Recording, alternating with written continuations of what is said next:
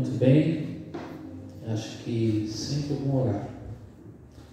Antes da gente apresentar o pregador, vou chamar o meio para frente para fazer uma oração de novo para a gente. Vamos colocar de pé por gentileza? E aí fazemos uma oração geral para tudo. Acho que culto de oração, quarta-feira, orar. Então vamos no momento de oração. Da forma que a gente está em pé.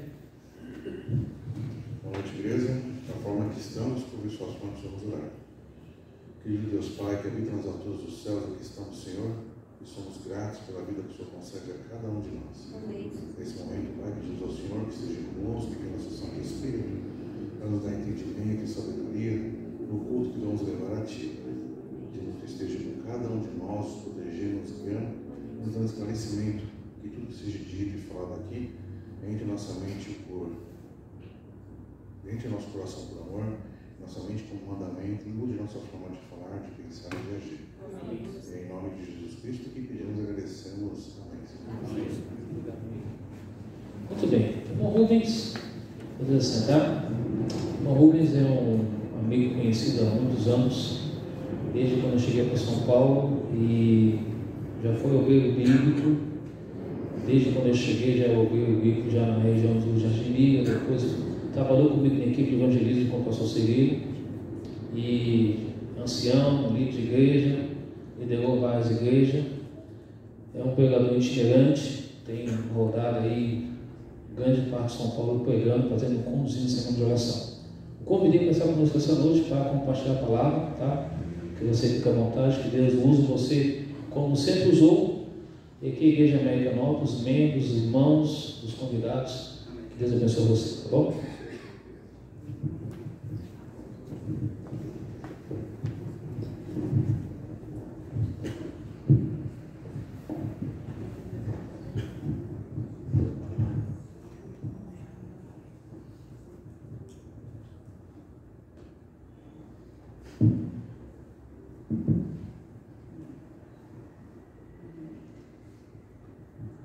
Saudamos a Igreja de Deus com a paz do nosso Senhor e Salvador Jesus Cristo. Amém. Uma boa noite a todos. É um prazer voltar a esse santo lugar depois de 9 anos atrás. Eu estive aqui no dia 26 de maio de 2014. 9 anos e 5 meses que eu estive aqui. Às vezes eu sempre passo aqui em volta e sempre que posso dar uma olhadinha evidentemente. E Deus hoje preparou para mim, para nós, essa oportunidade de nos reunirmos para meditarmos na sua augusta palavra, que a mensagem dele possa de fato encontrar um lugar em nossos corações. Evangelho de Lucas, capítulo de número 24, é a mensagem que o Senhor Deus Espírito Santo colocou no nosso coração para que nós pudéssemos então estar nela meditando nessa noite. Lucas 24.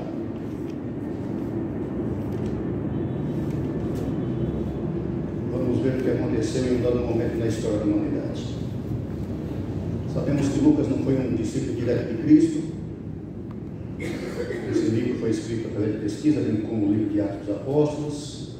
Tinha como profissão medicina, como diz o livro de Colossenses. Podemos dizer que foi secretário do apóstolo Paulo e fez parte daquela grande equipe evangelística de Paulo. Grande homem de Deus. A ponto desse livro está relatado, inserido no cânon bíblico. Lucas 24, a partir do verso 13. Lucas 24, a partir do verso 13, assim diz o Senhor. Naquele mesmo dia, 2 deles estavam de caminho para uma aldeia chamada Emaús, distante de Jerusalém, 60 estádios. Iam conversando a respeito de todas as coisas sucedidas. Aconteceu que, enquanto conversavam e discutiam, o próprio Jesus se aproximou e ia com eles. Os seus olhos, porém, estavam como que impedidos de reconhecer. Então lhes perguntou Jesus: que é isso que vos preocupa e de que ides tratando à medida que caminhais? Eles pararam entristecidos. Um, porém, chamado Cleopas, respondeu dizendo: és o único porventura que tem estado de Jerusalém? Ignora as ocorrências desses últimos dias? Ele lhes perguntou: quais? E explicaram o que aconteceu a Jesus, o Nazareno, que era varão profeta, poderoso em obras e palavras, diante de Deus e de todo o povo. E como os principais sacerdotes e as nossas autoridades o entregaram para ser condenado à morte e o crucificaram. Ora, Nós esperávamos que fosse ele quem havia de redimir Israel. Mas depois de tudo isto, é já o terceiro dia desde que tais coisas sucederam.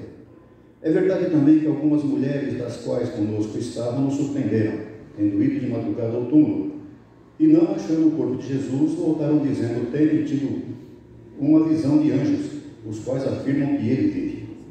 De fato, alguns dos nossos foram ao sepulcro e verificaram a exatidão do que disseram as mulheres, mas não o viram. Então Jesus lhe disse: honestos e tardos de coração, para crer em tudo que os profetas disseram. Porventura não convinha que o Cristo padecesse e entrasse na sua glória?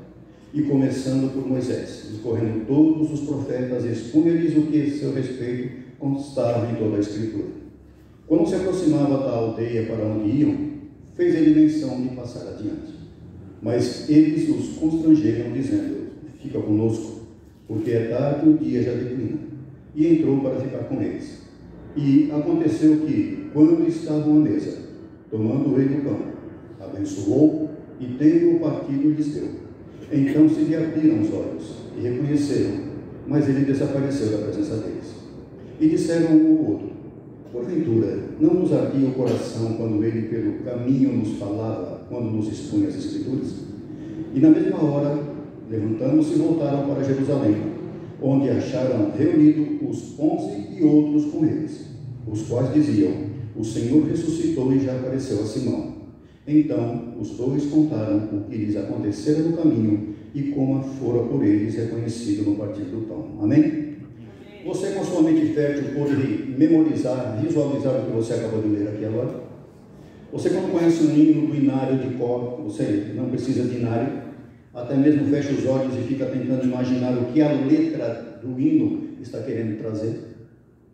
Eu tento muitas vezes visualizar um fato como esse, entre tantos outros fatos que a Bíblia nos diz. A Bíblia aqui nos diz que naquele mesmo dia, que dia? Naquele mesmo dia, o dia da chamada ressurreição do nosso Senhor e Salvador Jesus Cristo. Naquele mesmo dia, dois estavam a caminho de uma aldeia chamada Emaús, e quer dizer rio quente, riacho quente. Esses homens estavam a caminho dessa aldeia, que do centro de Jerusalém dá uma distância de 60 estádios, 12 quilômetros.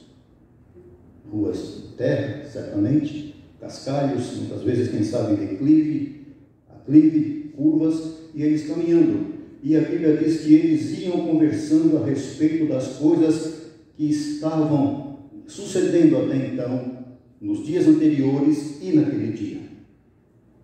E a Bíblia então aqui nos diz que nesse interim, enquanto eles estão nessa jornada, nessa caminhada, o nosso Senhor e Salvador Jesus Cristo se aproxima desses dois rapazes, desses dois homens. Mas a Bíblia diz que os olhos estavam impedidos de o reconhecer. O apóstolo Paulo diz que Satanás cega a mente do incrédulo para que não resplandeça a luz do Evangelho.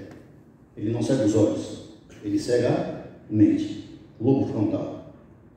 É aqui onde o Senhor Deus quer falar conosco, e o inimigo das nossas almas também. Muitas vezes você, ao presenciar um fato, uma cena, uma música, é muito difícil você logo em seguida tentar se ajoelhar para orar.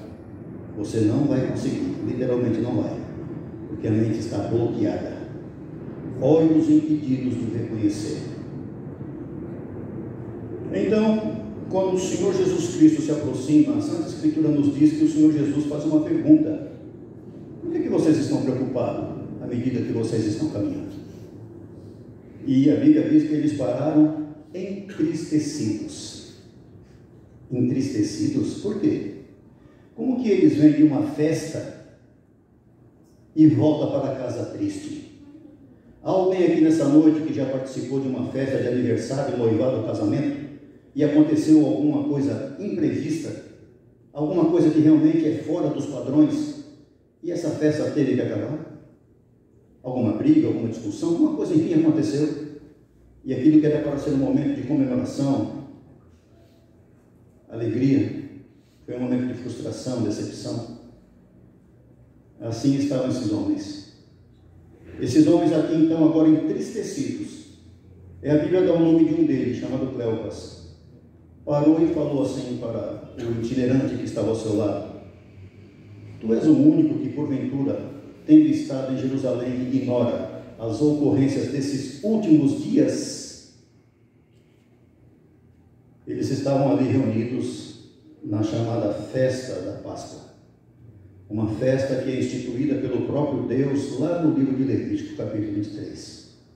Das 7 festas judaicas, a Páscoa era a que tinha mais um lado voltado para as coisas do nosso Senhor e Salvador Jesus Cristo.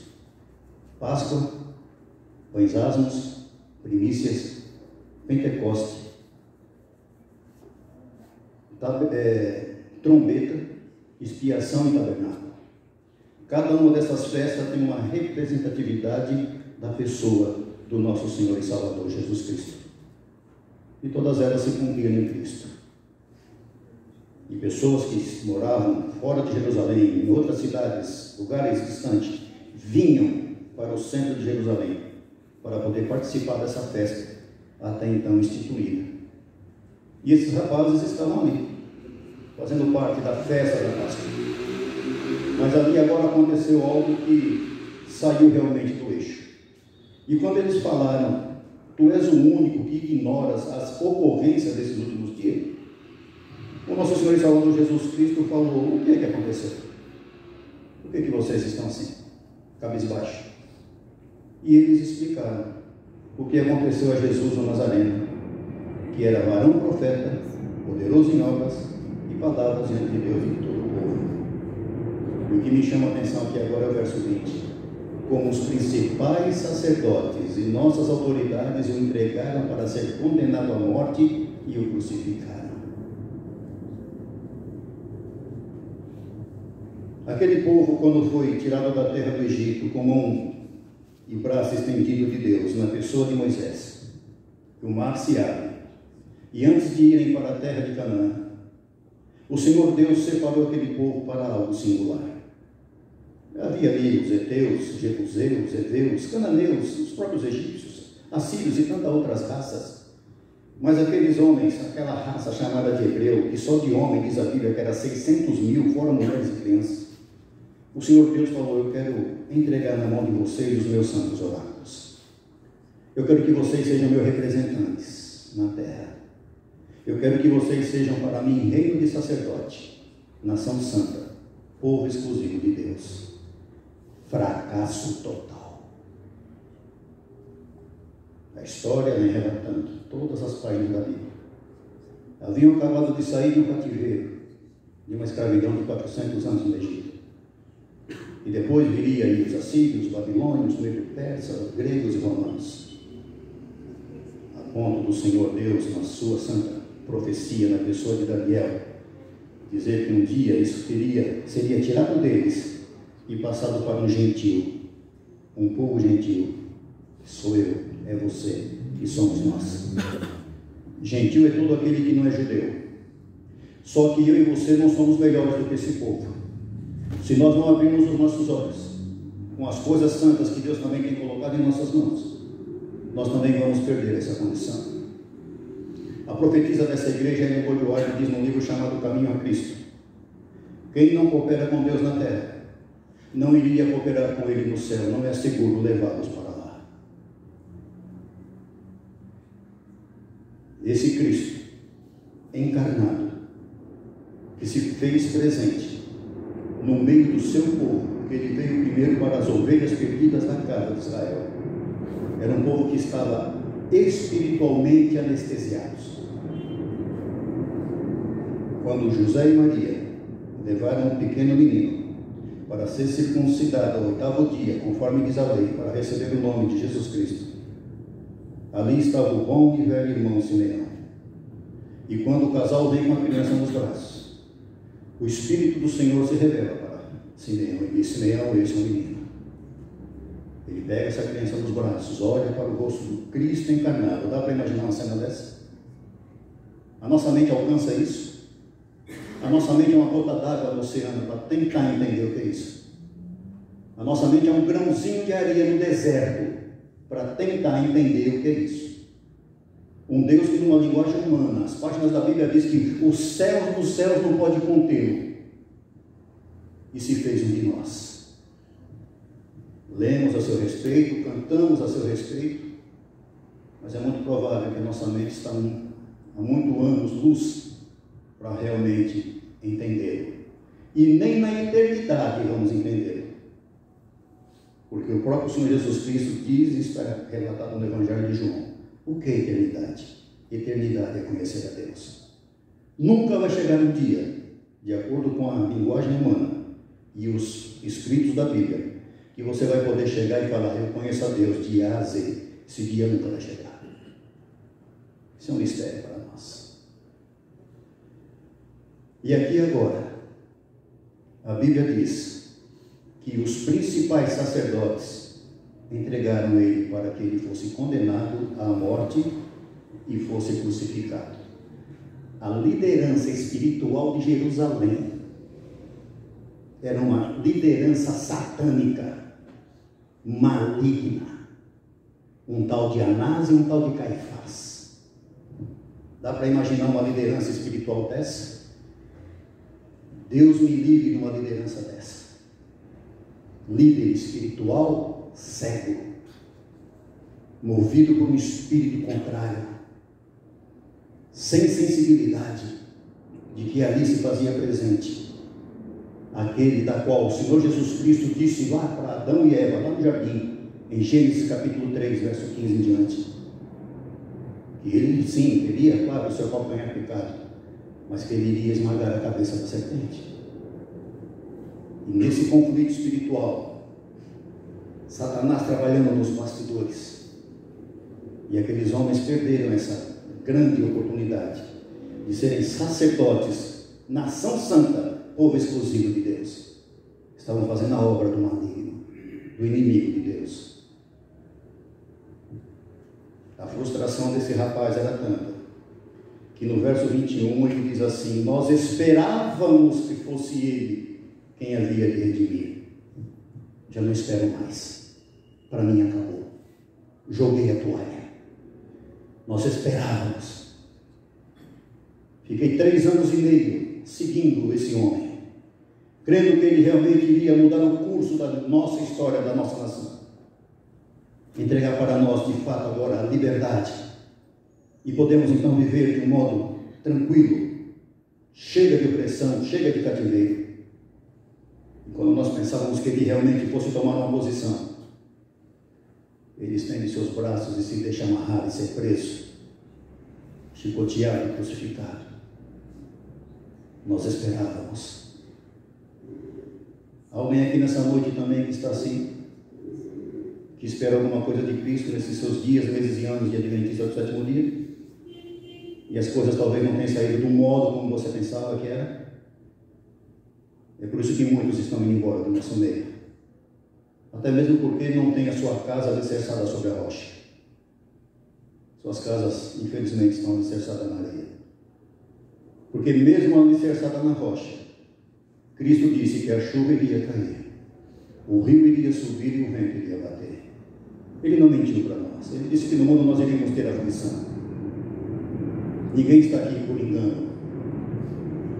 É capaz que muitos talvez possam até estar no nosso meio, movido pela emoção. E cristianismo não é emoção. Cristianismo é razão.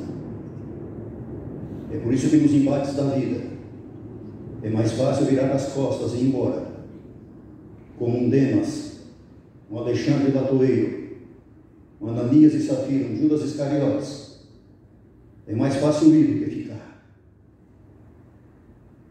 E é por isso que ele diz que muitos são chamados e poucos são os escolhidos. Nunca foi quantidade, sempre foi e aí será qualidade. Nós esperávamos. Um certo dia, um homem chamado João, filho de Zacarias e Isabel, quando viu o Nazareno passando, ele disse com toda a convicção: este é o Cordeiro de Deus que tira o pecado do mundo. E quando estava preso, ele pediu para que alguém fosse lá e perguntasse para Jesus: és tu mesmo? Ou temos que esperar outro? Um dia estava firme, crendo que era ele, e daqui no outro dia já estava duvidando. Nós também somos assim, não somos? Quantas vezes o inimigo das nossas almas vem cochichar nos nossos ouvidos? É esse Deus que você serve? A sua saúde física, como é que anda? A sua casa parece uma verdadeira farmácia. Olha o seu casamento, como é que está? Olha o seu cônjuge, como é que te trata? Olha os seus filhos que não te respeitam. Olha aí você, um currículo tão bom e desempregado. E muitas pessoas não dão ouvido. O inimigo vai ganhando terreno. É verdade, disse Cleopas, que também algumas das mulheres que conosco estavam nos surpreenderam, tendo ido de madrugada ao túmulo. E as mulheres que ele está se referindo estão no verso 10, Maria Madalena, Joana e Maria mãe de Tiago. Elas foram lá. E de fato a pedra já estava revolvida. Não encontraram o corpo de Cristo. E agora, quando elas olham para o lado, elas viram ali anjos que afirmam que ele está vivo. É um ministério maravilhoso, o ministério dos anjos. Esses dias eu estava falando nos púlpitos da nossa querida Santa e Amada Igreja Adventista do Sétimo Dia. Falamos muito do Senhor Deus Pai e do Deus o Filho. Muito pouco do Senhor Deus Espírito Santo. E nada de anjo. Como foi a última vez que você viu um sermão sobre anjo? Assunto que dá para fazer uma semana de oração. Um mês dá para falar sobre o ministério desses seres maravilhosos. Mas nós não pregamos sobre eles. Por quê? Os anjos também estavam ali, no 40º dia da ressurreição de Cristo, na festa do Pentecostes, que durava 50 dias, no dia de número 40, quando ele foi assunto ao céu, lá no Monte das Oliveiras, e uma nuvem o envolveu.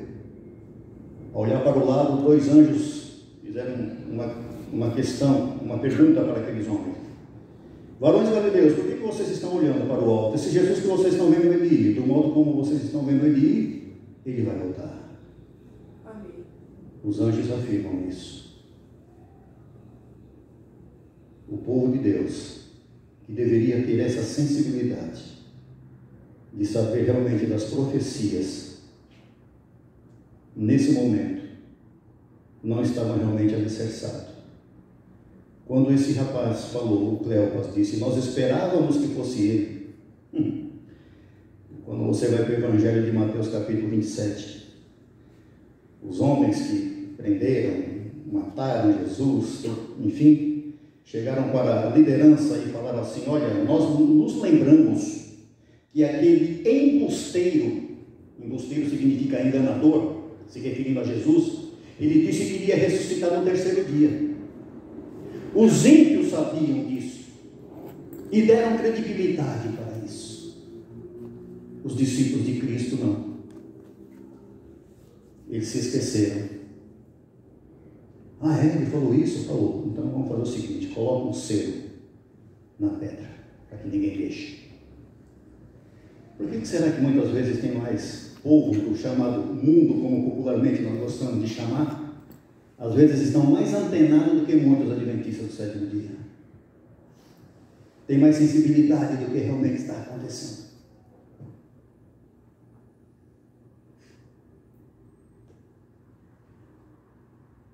O nosso Senhor Jesus Cristo, então, nesse momento, chama aqueles rapazes de nécios.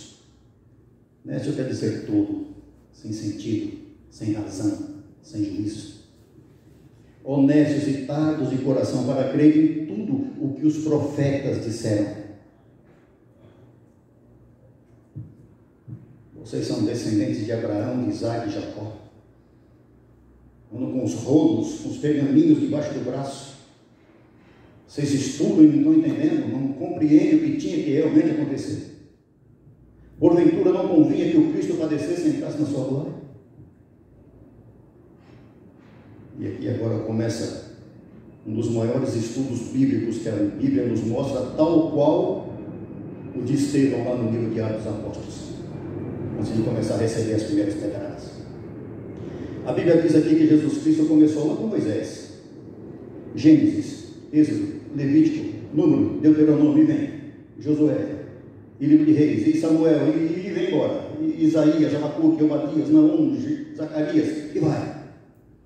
Cada um desses homens, usado pelo Senhor Deus Espírito Santo, falando de um modo da qual realmente um dia haveria uma mudança, que o Senhor Deus viria das mais variadas formas nas suas linguagens. E nessa caminhada de 12 quilômetros, o Senhor Jesus Cristo foi ali, lado a lado com aqueles dois rapazes, tristes, frustrados, decepcionados. Quando chegaram na porta da casa, a Bíblia diz que o Senhor Jesus Cristo fez menção de ir embora. E eles, como bons judeus que eram, isso nós já encontramos desde lá no Antigo Testamento, muito receptivos, fizeram um convite para o Senhor Jesus: fica conosco. Esse é um convite que eu, Rubens, deveria fazer a Deus a cada momento da minha vida. Meu Deus, fique comigo.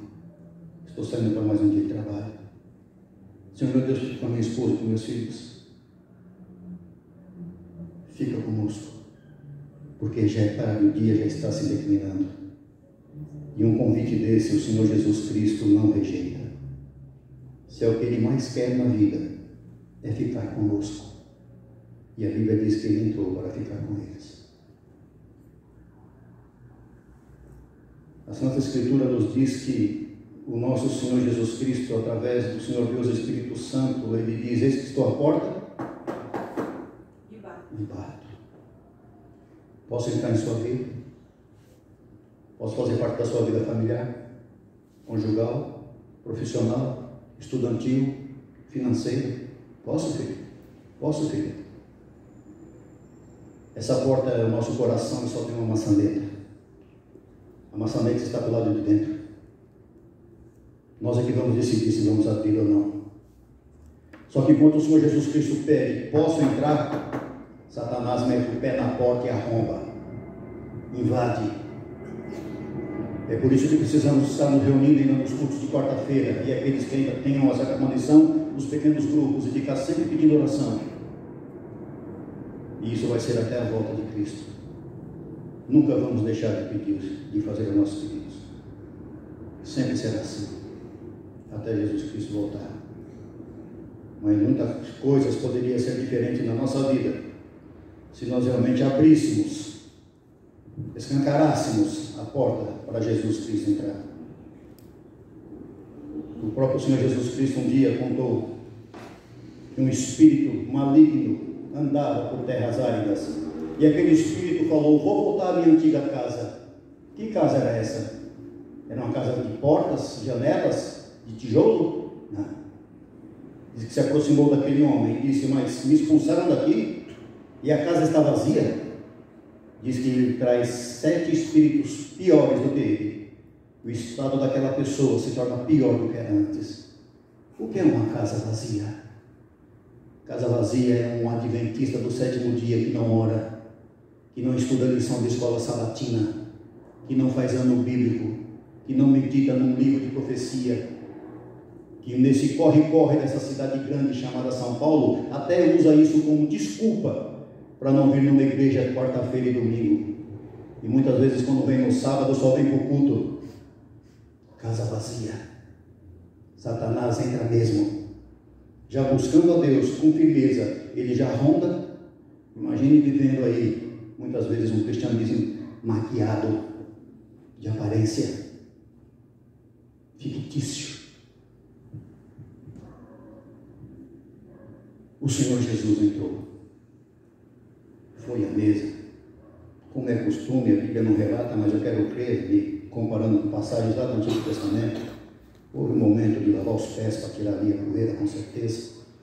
E Cristo se aproxima da mesa, agora pega o pão de um modo sem igual e pede as bênçãos para aquele momento. E diz que quando ele abre o pão, quando ele rasga, quando ele parte o pão, os olhos deles abrem. Que olhos que abrem? O espiritual. Uma certa feita, numa cidade chamada Dotã, cercadas de montanhas, como muitas cidades do estado de Minas Gerais hoje. Aquele rapaz um dia sai para fora da casa e, ao olhar em torno, ele vê homens de guerra, montados em seus cavalos, com suas espadas, lanças e escudos. E ele corre para dentro da casa e fala: meu senhor, a cidade vai ser atacada. E Eliseu sai. E Eliseu também olha e contempla e vê que de fato estão ali os homens valentes de guerra, prontos para atacar a cidade. Só que Eliseu fez uma oração e falou: Senhor, abre os olhos desse rapaz. E quando ele terminou, a Bíblia diz que os olhos dele foram abertos e ele contemplou anjos. Eliseu disse: mais são aqueles que estão conosco do que aqueles que são contra nós. Amém. Infelizmente, nos momentos de dificuldade, eu e você só conseguimos ver dificuldades, né? Nós não conseguimos ver solução. De repente você está diante de um grande roseiral, mas só consegue enxergar o quê? Espinhos. Por que nós somos assim? Por quê? Tímidos, medrosos, olhos abertos. É o que nós precisamos ter. 12 quilômetros andando, Cristo andando com eles, como ainda que nós acabamos de cantar. Não ando só, Jesus ao lado tenho, e nele achei amigos sem igual. 12 quilômetros sem o reconhecer. Há quantos dias eu e você estamos andando com Cristo sem o reconhecer?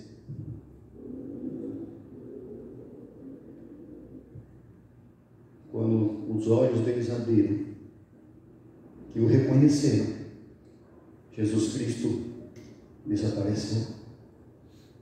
E agora eles começam a conversar uns com o outro.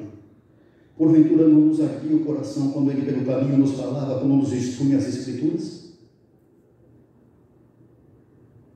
Quando a Bíblia é aberta no púlpito de uma igreja adventista do sétimo dia, a função dela é justamente essa: é falar aos corações.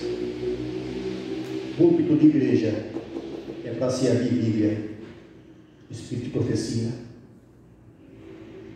Aqui não é lugar de conversas paralelas, fazer muitas vezes a igreja ficar dando risada. Isso aqui não é um picadeiro de circo. Isso aqui é um púlpito. Para mim, Rubens tem uma simbologia do trono de Deus. E muitas vezes você, às vezes, fica até se policiando, porque que tipo de mensagem levar? Reavivamento? Reforma? Aconselhamento? Esperança? Repreensão? O que é que o povo gosta de ouvir? Paulo diz o que é que o povo gosta de ouvir. Paulo diz que todas as coisas são puras para quem é puro. Porém, para o impuro e incrédulo, nada é puro. Ele aconselhou aquele jovem pastor, ele falou: conjuro-te perante Deus e Cristo, que é de jogar vivos e mortos, na manifestação da sua vinda, prega a palavra, insta, corrija, repreende, exorta com toda a longanimidade e doutrina, porque vai chegar tempo que não vão suportar ouvir. É como que sentindo coceira no ouvido, eles vão se entregar às fábulas. Mas você faz o papel de um evangelista, cumpre o teu ministério. Quando você olha essas religiões em torno de nós, esse cristianismo paganizado, esse cristianismo sem Cristo, pessoas fazendo mercadoria da palavra de Deus, colocando na Bíblia coisa que Deus não colocou e tirando da Bíblia coisa que Deus não tirou. E as multidões vão. E nós que dizemos ser o povo, a igreja da verdade, temos uma verdade. Infelizmente, muitas vezes, até mesmo num dia do sábado, os bancos são mais vazios do que cheios, humanamente falando. Eu estive numa igreja agora recentemente, nessa chamada Semana de Mordomia. Uma igreja com 103 membros, e lá estava aquele quadro negro da escola sabatina. Lembra-se daquele quadro antigo que tinha? Muitas igrejas já retiraram, né? Porque aquilo ali é a radiografia da igreja. De 103, 12, 15 estudaram a lição. E os outros, por que não estudam? Você acha que Deus pode contar com um povo desse? Ellen White, que nós queremos ser a profetisa dessa igreja, Em um dos seus escritos, ela nos coloca no canto da parede, quando ela diz para os cantores: o cantor deve viver o que canta, e o pregador deve viver o que prega. Isso é forte. Eu quero trabalhar com o meu Senhor. Quer mesmo? Ao mundo vou contar que sou cristão. Estamos contando mesmo?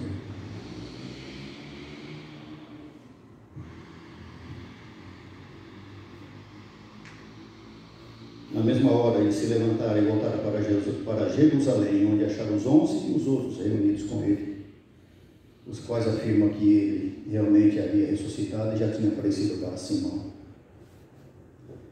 Discípulos entristecidos no caminho de Emaús. Qual é o caminho que eu e você hoje estamos andando, meu irmão e minha irmã? Qual é o caminho que Deus tem que vir nos procurar?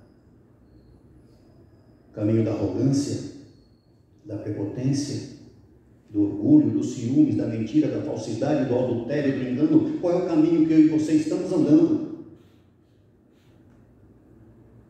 E que estamos cegos. Qual esses dois rapazes? Provérbios diz que há caminho para o homem que parece caminho de bem, mas no fim é o quê? Caminho de morte. E você vê nas páginas da Bíblia sempre o Senhor Deus vindo atrás do homem. Você nunca vê o homem indo atrás de Deus. Começou com Adão, naquele juízo investigativo. Onde você está? Para despertar a consciência dele para aquilo que ele havia acabado de fazer. E o Senhor Deus encontrou Adão no caminho da desobediência. O Senhor Deus encontrou Balaão no caminho da cobiça, quando ele foi atrás daqueles homens para ganhar moedas, ouro, prata. O Senhor Deus encontrou Elias no caminho da depressão, quando estava lá na caverna escondido. O Senhor Deus encontrou Davi no caminho do adultério. O Senhor Deus encontrou Abrão no caminho da comodidade, quando ele estava lá na casa dos seus pais. O Senhor Deus falou: sai do meio da tua parentela. O Senhor Deus encontrou Moisés no caminho da fuga, quando estava fugindo lá do Egito, quando matou aquele egípcio. O Senhor Deus encontrou-se com Jó no caminho da perda, quando perdeu todos os bens, filhos e a saúde. O Senhor Deus encontrou-se com Ana no caminho do anseio de ser mãe e dedicar aquele filho a Deus. O Senhor Deus encontrou-se com Jacó no caminho do medo do seu irmão Esaú. O Senhor Deus encontrou-se com a mulher viúva a caminho do cemitério. Encontrou com Saulo no caminho da perseguição. Encontrou-se com Zaqueu no caminho da corrupção. E Ele quer se encontrar comigo e com você nessa noite. Amém. No meu, no seu, no nosso caminho. Nós sabemos qual é o caminho que nós estamos andando. Cada um vai dar conta de si.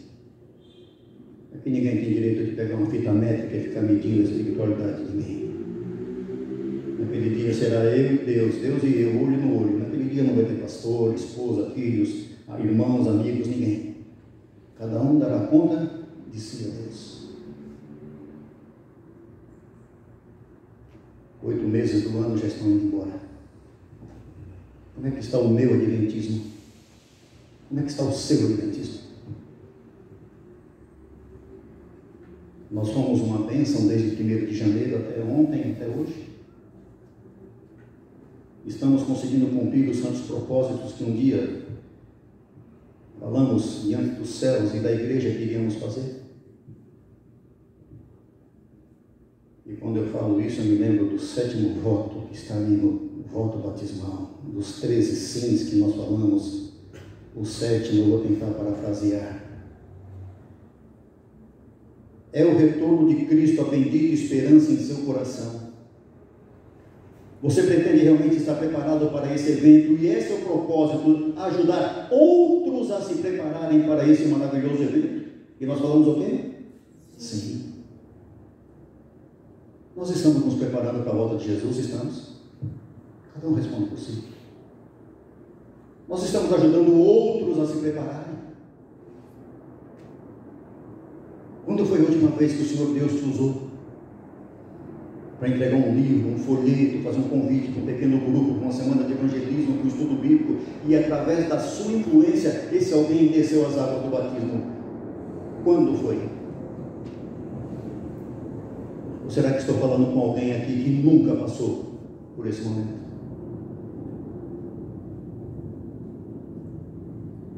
Eu até ouso dizer que se dependesse de alguns, dentro da nossa querida igreja, nem tanque de batismo teria. Nós precisamos ser encontrados por Cristo no nosso caminho. Muitas vezes no caminho largo pela qual estamos andando, quando alguém vem conversar com o outro, não, isso eu já sei, isso eu já ouvi, não, isso eu já conheço, não, nasci no lar adventista, estudo na escola adventista, trabalho na instituição, estou tranquilo. Estou dizimista, vegetariano, estou tranquilo. Você tem noção de quantos adventistas vão estar perdidos? Testemunho Seleto, volume 1, página 62, a irmã White diz que nem todos os que guardam o sábado serão selados.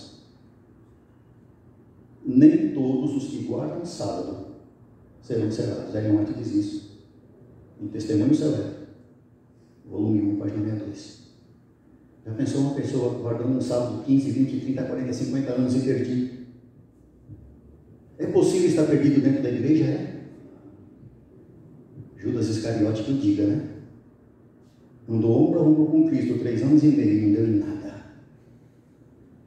Viu Cristo, falou com Cristo, tocou em Cristo. Comeu onde Cristo comeu, bebeu onde Cristo bebeu, se assentou onde Cristo se assentou, dormiu onde Cristo dormiu, viu os milagres. Foi comprar uns 10 metros de corda para se enforcar. Por quê? Imagine eu e você que andamos pela fé. E qual é o tamanho da nossa fé? A Bíblia diz que tamanho que é o quê? Se fosse do tamanho de um grão de mostarda, sinal que nem o tamanho do grão de mostarda é. E quem falou isso é aquele que nos gerou no ventre da nossa mãe. Aquele que nos conhece antes do planeta Terra ter sido formado. Como ele disse para Jeremias, esse mundo não era formado, eu já te conheci. Graças a Deus que nessa noite o Senhor Jesus Cristo está encontrando a mim e a você mais uma vez. Amém. Não sabemos se vamos ter outra oportunidade.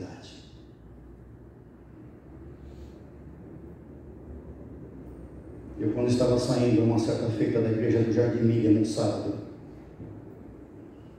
e ao chegar ali num semáforo, um irmão que morava na rua de baixo, eu me despedi dele. Quando o semáforo fechou, ele ia passando a pé, eu: tchau, meu irmão, fica com Deus. Tchau, irmão Rubens, uma boa semana, até sábado que vem. O sábado que vem chegou para mim, não chegou para ele. Morreu na terça-feira com um infarto fulminante. Os vizinhos viram ele chegando em casa, no portão. Quando ele destrancou o portão, que foi empurrando o portão, ele já foi caindo morto. E aquilo ficou na minha mente por um bom tempo. Eu falei: meu Pai do céu, como é que estava a vida desse querido irmão? É claro que a Bíblia diz que os adivinhos não vão entrar no céu, né? Mas se ele tivesse, se ele pudesse saber que aquela foi o último sermão que ele ouviu, o último hino que ele cantou, a última oração que ele fez, o último dízimo e oferta que ele devolveu, a última escola sabatina que ele participou, ele não ia mais voltar a se assentar nos bancos da igreja adventista do 7º dia do Jardim Milha. Como que estava a vida dele? Não importa. Isso é entre ele e Deus. Como está a minha vida? Como está a sua? Se nós tivéssemos que dar uma nota para nós mesmos, de 1 a 10, como cristão adventista, que nota nós daríamos para nós mesmos? Cada um responda por si. Mas nada está perdido, graças a Deus. Porque, como eu falei, torno a repetir, nessa noite, o Senhor Deus está aqui para caminhar conosco, no nosso caminho. Que o Senhor te abençoe e te guarde. Amém. Que o Senhor faça resplandecer o seu rosto sobre ti e tenha misericórdia de ti. Que o Senhor sobre ti levante o rosto e te dê a paz. Fiquemos em pé. Vamos fazer oração.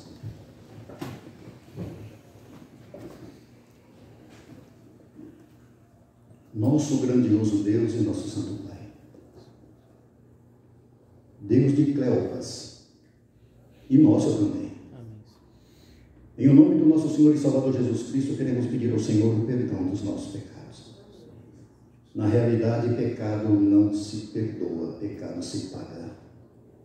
E o Senhor Jesus Cristo pagou, em um dado momento, suspenso, cravado na cruz, elevado entre a terra e o céu, o Cordeiro de Deus que tira o pecado do mundo, teve sua carne dilacerada e o seu sangue derramado para lavar as imundícias dos nossos pecados.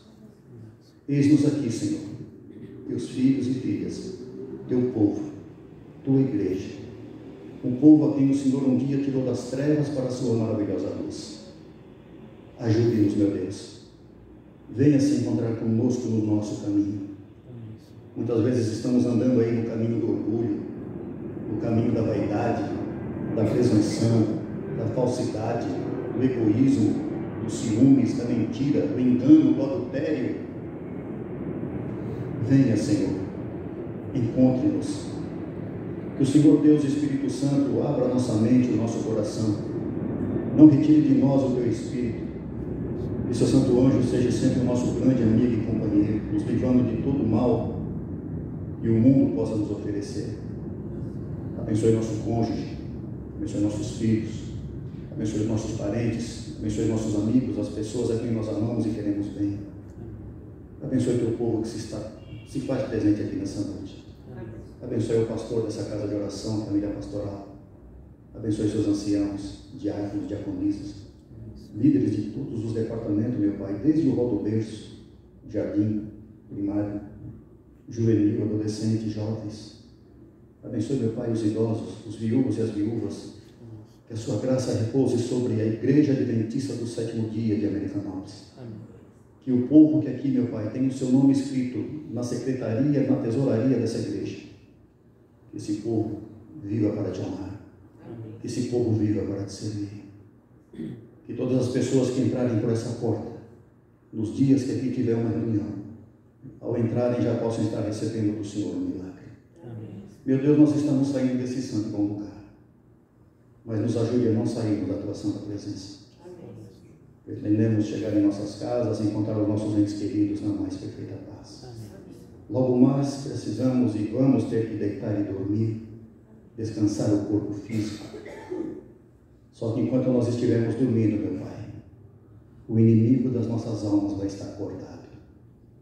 Assim sendo, nós pedimos ao Senhor encarecidamente, permita que um anjo seu esteja à cabeceira da nossa cama, nos guardando e nos livrando, e que esse mesmo anjo amanhã nos desperte para mais um dia de vida e para mais um dia das nossas atividades.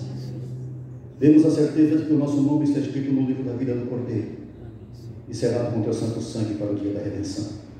É o que nós te pedimos e te agradecemos. Por Jesus Cristo, nosso Senhor e Salvador, que vive e reina para todo sempre. Amém. Uma boa noite a todos. Muito obrigado por terem me recebido. Foi um prazer estar com todos vocês.